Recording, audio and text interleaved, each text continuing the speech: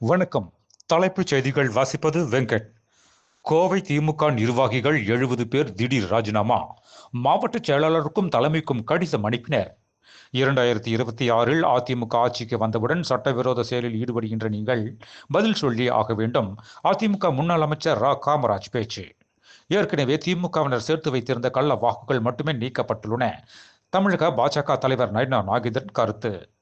தஹர்பூர் ஹெலிபேடில் கடும் பனி காரணமாக பிரதமர் நரேந்திர மோடி ஹெலிகாப்டர் தரையிறங்க முடியாமல் கொல்கத்தா திரும்பியது. ஆட்சிக்கு வந்த 5 ஆண்டுகள் முடியும் நேரத்தில் கொடுத்த வாக்குறுதியை திமுக அரசு இன்னும் நிறைவேற்றவில்லை. பாஜக முன்னாள் மாநில தலைவர் அண்ணாமலை விமர்சனம். T20 கிரிக்கெட் உலகக்கோப்பை 2026 தொடருக்கான இந்திய அணி அறிவிப்பு. சூரியகுமார் யாதவ் கேப்டன், துணை கேப்டன் அக்சர் பட்டேல். முதல்வர் மு.க.ஸ்டாலின் தலைமையில் இன்று திமுக மாவட்ட செயலாளர்கள் கூட்டம் நடைபெறும். கட்சியின் பொதுச் செயலாளர் துரைமுருகன் அறிவிப்பு. தீய சக்திகளிடம் நாம் ஏமாந்து போய்விட்டால் பின்னர் விடியலை என்பதை இருக்காது. அதிமுக பொதுச் செயலாளர் எடப்பாடி பழனிசாமி பேச்சு.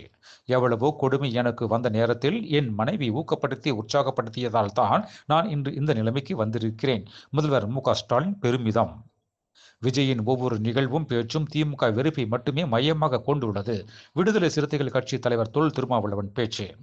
தோசாகானா வழக்கில் பாகிஸ்தான் முன்னாள் பிரதமர் இமான் கான், அவரது மனைவி புஸ்ரா பீபி ஆகிய இருவருக்கும் அந்நாட்டு சிறப்பு நீதிமன்றம் 17 ஆண்டுகள் சிறை தண்டனை விதித்து தீர்ப்பளித்துள்ளது. 100 நாள் வேலை திட்டத்தை புல்டோசரால் இடித்து தள்ளியது மோடி அரசு. சோனியா காந்தி குற்றச்சாட்டு. சிறப்பு தீவிர திருத்தம் என்று 1 கோடி வாக்காளர்களை நீக்கியுள்ளனர். திருச்சியில் செய்தியாளர்கள் சந்தித்த சீமான் தகவல்.